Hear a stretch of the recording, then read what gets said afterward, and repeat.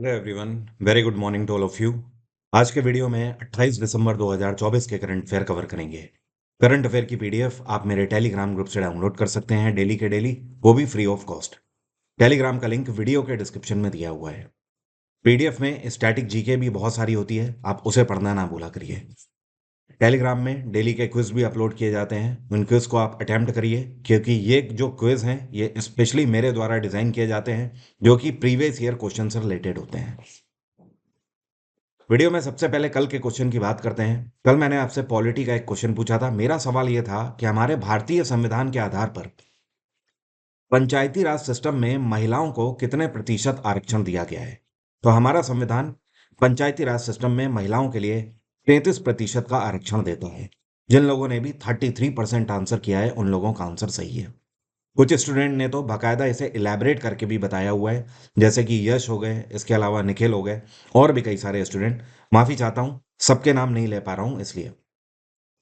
खैर, पंचायती राज सिस्टम में का जो प्रावधान है ये हमारे कॉन्स्टिट्यूशन में आर्टिकल 243 के अंतर्गत किया गया है।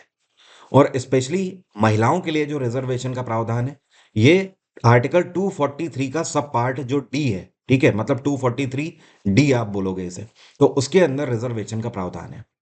कभी कभी एक क्वेश्चन और पूछता है फंसाने के लिए, वो ऐसे पूछता है कि पंचायती राज सिस्टम में एससी और एसटी कम्युनिटी के लिए जो रिजर्वेशन का प्रावधान है ये कौन से आर्टिकल में है। तो आपको घबराना नहीं है, जितने भी रिजर्वेशन का प्रावधान है वो सब आर्टिकल 243 डी के अंतर्गत ही है, ठीक है। तो महिलाओं के लिए भी और एससी एसटी कम्युनिटी दोनों के लिए भी 243 डी के अंतर्गत है। जब हमारे देश का संविधान बनकर तैयार हुआ था तब महिलाओं के लिए इसमें 33% सीटें आरक्षित नहीं थी। ये बाद में अप्लाई किया गया है। इसके लिए सन 1992 में पंचायती राज सिस्टम के लिए हमारे संविधान में 73वां संशोधन किया गया है, 73rd अमेंडमेंट, और तब इसको इंड्यूस किया गया है पंचायती राज सिस्टम में। अब शुरू करेंगे आज के current affair. Doctor Manmohan Singh का निधन हो गया है। हम सभी को पता है देश ने एक बहुत ही प्रतिष्ठित पर्सनालिटी को खो दिया है। इस साल ये दूसरी बड़ी पर्सनालिटी है जिसको देश ने खोया हुआ है। पहले श्री रतन नावल टाटा थे और अब श्री डॉक्टर मनमोहन सिंह का निधन हो गया 92 वर्ष की उम्र में। क्या आप जानते हैं ये कितने कार्यकाल के लिए भारत के प्रधानमंत्री रहे थे? तो ये 2 कार्यकाल के लिए भारत के प्रधानमंत्री रहे थे। साल 2004 से लेकर 2014 तक इन्होंने भारत के 13वें प्रधानमंत्री के रूप में सर्व किया हुआ है। अपार्ट फ्रॉम दिस अगर बात करी जाए इनकी ये जीवन रेखा की, तो सन 1932 में इनका जन्म हुआ था 26 सितंबर को। उस टाइम पर पंजाब में इनका जन्म हुआ था, लेकिन भारत वाला नहीं, पाकिस्तान वाला पंजाब। लेकिन तब ब्रिटिश इंडिया हुआ करता था। और जब इनका देहांत हुआ कल के दिन, तो ये भी परसों के दिन, माफी चाहता हूँ, तो ये भी 26 तारीख की थी। 26 दिसंबर को इनका निधन हुआ है 2024 में। सबसे पहले अगर बात करें तो पॉलिटिक्स में ये 1971 में आए थे। 1971 में ये भारत सरकार के मिनिस्ट्री ऑफ कॉमर्स में इकोनॉमिक एडवाइजर के रूप में कार्यरत हुए। अगले ही साल 1972 में इन्हें चीफ इकोनॉमिक एडवाइजर बना दिया गया इनकी परफॉर्मेंस के चलते। फिर 1976 में इनको सेक्रेटरी के रूप में अपॉइंट किया गया मिनिस्ट्री ऑफ फाइनेंस में। उसके बाद 1980 से लेकर 82 तक ये मेंबर सेक्रेटरी रहे हैं और डेप्यूटी चेयरपर्सन भी रहे हैं। और आखिर में जाकर रिजर्व बैंक ऑफ इंडिया में 1982 से लेकर 1985 तक ये गवर्नर भी रहे हैं। तो कई लोगों को ये पता ही नहीं होता है कि डॉक्टर मनमोहन सिंह आरबीआई के गवर्नर भी रह चुके हैं। जी हाँ, ये 3 साल के लिए रिजर्व बैंक ऑफ इंडिया के गवर्नर भी रह चुके हैं। जब ये अपना कार्यकाल सर्व कर रहे थे प्रधानमंत्री का 2004 से लेकर 2014 तक, उस बीच में साल 2008 में भारत में ही नहीं विश्व में इकोनॉमिक क्राइसिस आई थी। उस टाइम पर भारत की जो इकोनॉमी थी, जो अर्थव्यवस्था थी, उसे इन्होंने बखूबी संभाला था। यही कारण नहीं है कि इन्हें फादर ऑफ इंडियन इकोनॉमिक्स कहा जाता है। He is the great mentor of Indian economics. आज की डेट में भारत की अर्थव्यवस्था को सबसे बेहतर तरीके से और करीबी तरीके से समझने वाले अगर कोई व्यक्ति हुए हैं तो वो डॉक्टर साहब हुए थे। यही कारण है कि डॉक्टर साहब को खोकर भारत ने बहुत कुछ आज खो दिया है। यह कौन सा संस्थान है जिसको AP state energy conservation award 2024 में गोल्ड मेडल से सम्मानित किया गया है? तो ये है आरआईएनएल, जिसको बोलते हैं राष्ट्रीय इस्पात निगम लिमिटेड। और इनका जो विशाखापत्तनम बेस स्टील प्लांट है उनको गोल्ड अवार्ड से सम्मानित किया गया है। जिस तरीके से इन्होंने पिछले 1 साल में स्टील का उत्पादन किया है और साथ में एनवायरनमेंट फ्रेंडली काम किया हुआ है, उसके लिए इनको सम्मानित किया गया है। पिछले 3 सालों का जो डेटा है, उस बेसिस पर गोल्ड अवार्ड से इनको सम्मानित किया गया है। RINL की स्थापना 1982 में करी गई थी। इसका हेडक्वार्टर है विशाखापत्तनम। इसके चीफ मैनेजिंग डायरेक्टर हैं Ajit Kumar Saxena. By the way, ये जो गोल्ड अवार्ड दिया गया, ये गोल्ड अवार्ड उत्तम उत्तम ब्रह्मा RIL के जनरल मैनेजर हैं। वीर बाल दिवस हर वर्ष कौन से दिन मनाया जाता है? तो ये दिवस 26 दिसंबर को हर वर्ष मनाया जाता है। आपको पता है ये दिवस क्यों मनाया जाता है? गुरु गोबिंद सिंह जी, जो कि सिख धर्म के आखिरी गुरु थे और 10वें गुरु थे, उनके जो 4 पुत्र थे, उन्होंने मुगलों के खिलाफ लड़ते हुए अपने प्राणों का बलिदान दे दिया था। मुगलों के द्वारा आनंदपुर साहिब में हमला किया गया था और उसके दौरान गुरु गोबिंद सिंह जी के जो 4 पुत्र थे, उन्होंने जब प्राण निछावर किए, तो उन्हीं की याद में यह दिवस वीर बाल दिवस के रूप में मनाया जाता है। आपको बता दूं, उनके 4 पुत्रों में से 2 पुत्र, एक साहिबजादा जोरावर सिंह जो कि केवल 9 साल के थे, और एक उनसे भी छोटे थे जिनका नाम था साहिबजादा फतेह सिंह। मतलब आप समझ सकते हैं, 9 साल के और 7 साल के जब ये थे, तब ये मुगलों के खिलाफ लड़े थे और वहां पर बलिदान दे दिया था प्राणों का। मुगलों ने इनके पुत्रों को जबरदस्ती इस्लाम में कन्वर्ट कराने की कोशिश करी थी, लेकिन इन्होंने मुगलों के आगे घुटने नहीं टेके और लड़ना ही मुनासिब समझा, और आखिरी दम तक, जब तक सर धड़ से लगा रहा, तब तक इनकी तलवारें चलती रहीं मुगलों की तरफ। तो यही कारण है वीर बाल दिवस के रूप में मनाया जाता है। यह दिवस पहली बार साल 2022 में भारत सरकार के द्वारा अनाउंस किया गया था। 2023 में पिछले साल मनाया गया, और इस बार 2024। LNG पावर्ड एक वेसल है। ये हाल ही में अडानी का जो मुंद्रा पोर्ट है, यहाँ पर आया है पहली बार। मतलब अडानी का गुजरात बेस्ड जो मुंद्रा पोर्ट है, वहाँ पर पहली बार एक ऐसा जहाज आया है जो कि LNG से चलता है। LNG का मतलब है लिक्विफाइड नेचुरल गैस। तो इसका नाम क्या है? तो इस पर्टिकुलर शिप का नाम है CMA CGM फोर्ट डायमंड। इस शिप की स्ट्रेंथ आप समझ जाएंगे ऐसे ही। मैं आप इसके स्टेट आपको बताता हूँ। ये जो शिप है, इसकी जो पूरी लंबाई है, ये लंबाई 268 मीटर है, जो कि बहुत ज़्यादा होती है। इसके अलावा इसकी जो हाइट की हम बात करें, ये 43 मीटर ऊंचा है। एक बार में ये 7,000 ऐसे कंटेनर्स एक से दूसरी जगह पर ले जा सकता है। ये इसकी खास बात है। सबसे बड़ी बात यह है कि ये LNG बेस्ड है, तो ये ग्रीन एनर्जी पर चलता हुआ है। मतलब कहने का, इससे पॉल्यूशन भी क्रिएट नहीं होता है। और आज की डेट में पूरे दुनिया में इसी पर जोर दिया जा रहा है कि जो ट्रेड एंड कॉमर्स है, वो ग्रीन एनर्जी बेस्ड हो।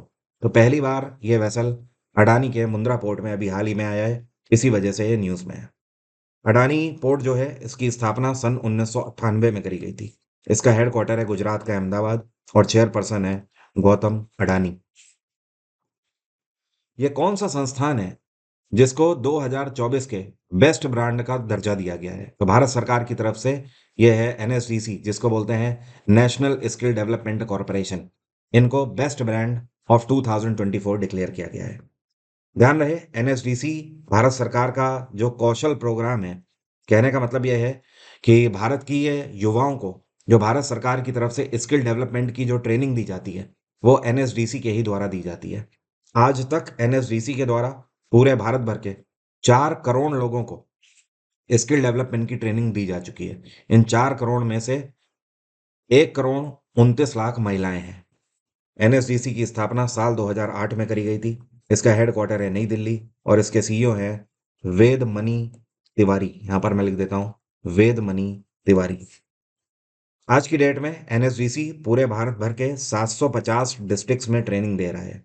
पूरे भारत भर में 40,000 से ज़्यादा इनके स्किल ट्रेनिंग सेंटर्स हैं।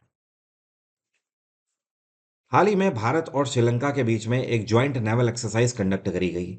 इसका नाम क्या है? तो भारत और श्रीलंका के बीच में 2024 की आखिरी एक्सरसाइज थी ये। इसका नाम था स्लिनेक्स, और हर साल ये कंडक्ट करी जाती है। यहाँ पर स्लिनेक्स का मतलब समझ लीजिए। SL का मतलब Sri Lanka, I for India, naval exercise.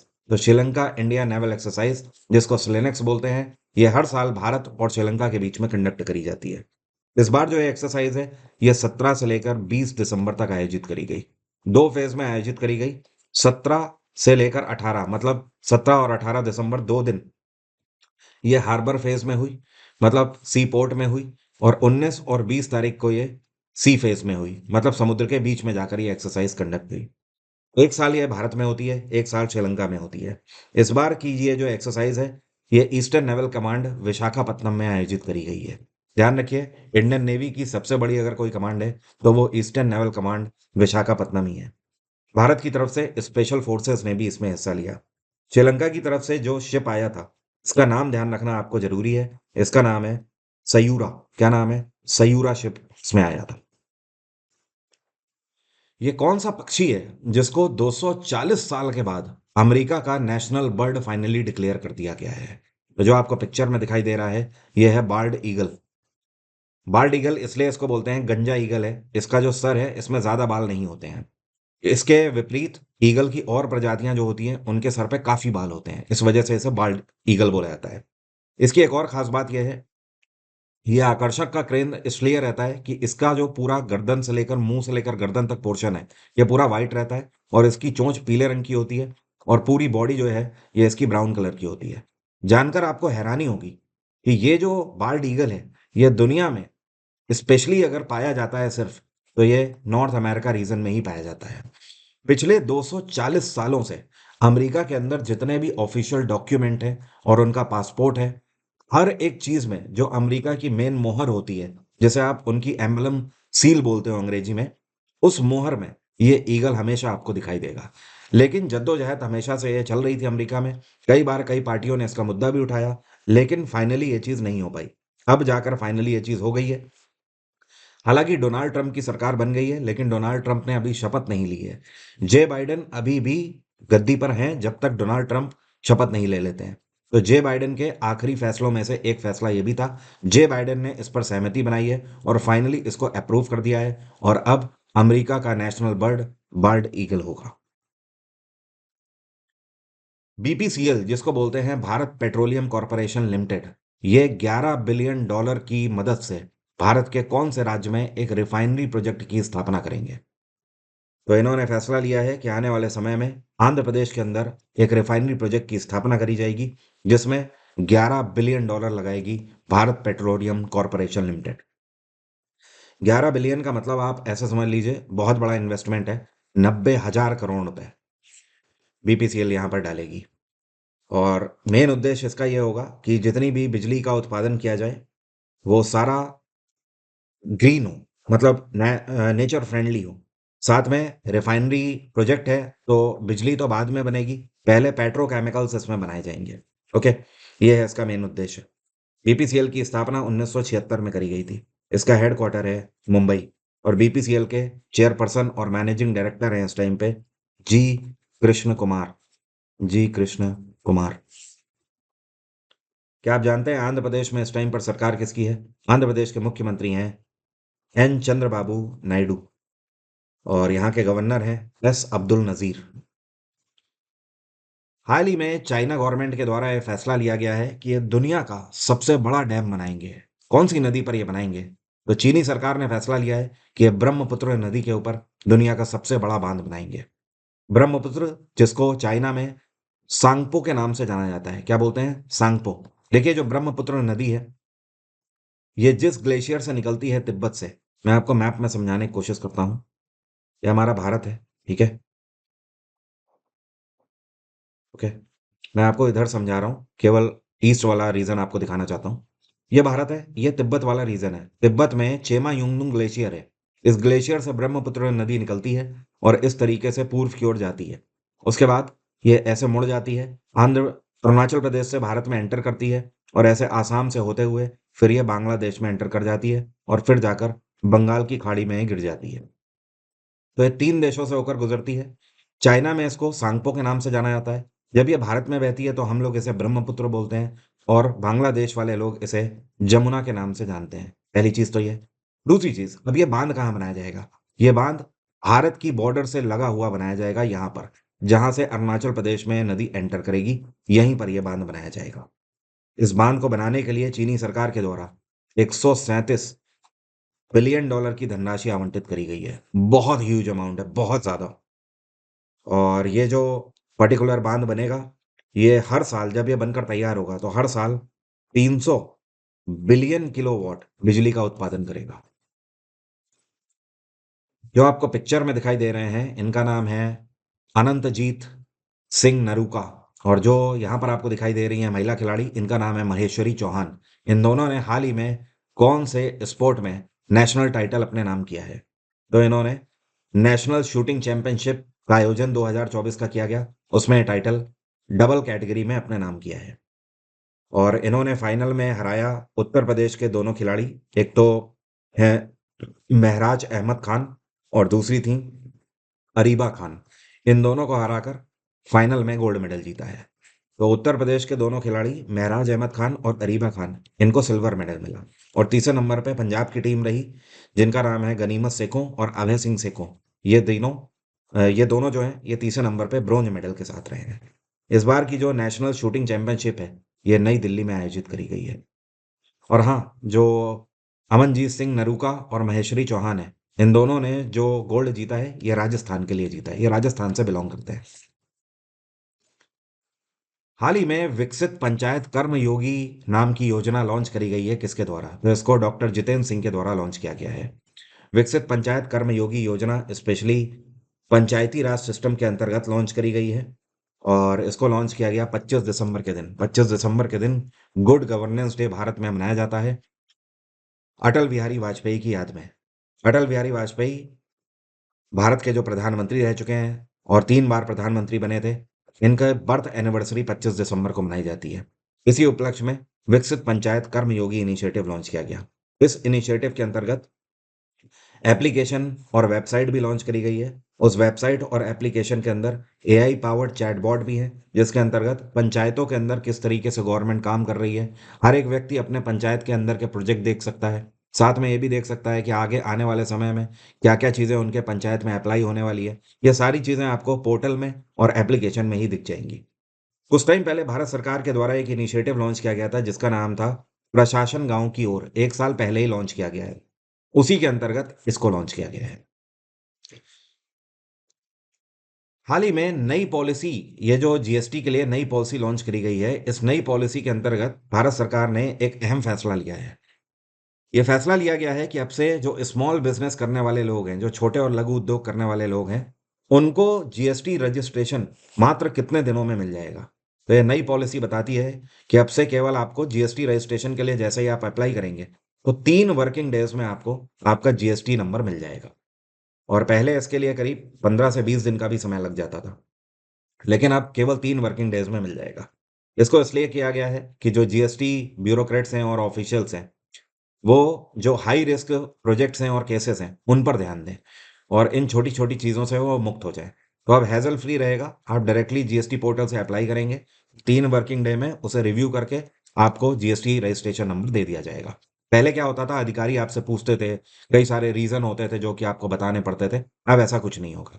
GST के लिए हमारे संविधान में आर्टिकल 279A में प्रावधान है।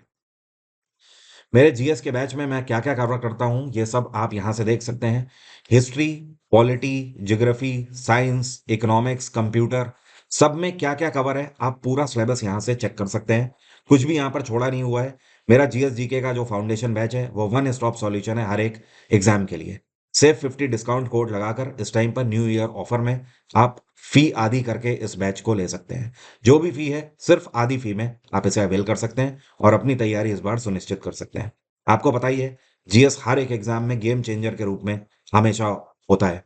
जीएस की वजह से सिलेक्शन रुकता है और सिलेक्शन हो भी जाता है। तो इस बार अपनी तैयारी को सुनिश्चित करिए। 2025 में वैकेंसी बहुत सारी है। बैच का डायरेक्ट लिंक वीडियो के डिस्क्रिप्शन में दिया हुआ है। एनटीपीसी बैच का भी डायरेक्ट लिंक वीडियो के डिस्क्रिप्शन में है। आप मेरे पर्टिकुलर बैच भी अवेल कर सकते हैं, चाहे आप ग्रेजुएशन में हो, आपको जीएस समझ नहीं आती है, तो भी आप ओनली हिस्ट्री, पॉलिटी, ज्योग्राफी इस तरीके से भी अवेल कर सकते हैं। एग्जाम इंजन एप्लीकेशन का लिंक भी वीडियो के डिस्क्रिप्शन में है। अब मेरा आज का सवाल आपसे, इंडस वैली सिविलाइजेशन के अंदर सबसे पश्चिमी नदी कौन सी थी? कमेंट बॉक्स में जरा लिखकर बताइए। टिग्रिस नदी, सिंधु नदी, दास्त नदी या फिर हिंडन? कमेंट बॉक्स में लिखकर बताइए। Thank you so much. Have a nice day. Take care. Bye bye. आपका दिन मंगलमय हो। जय हिंद, जय भारत।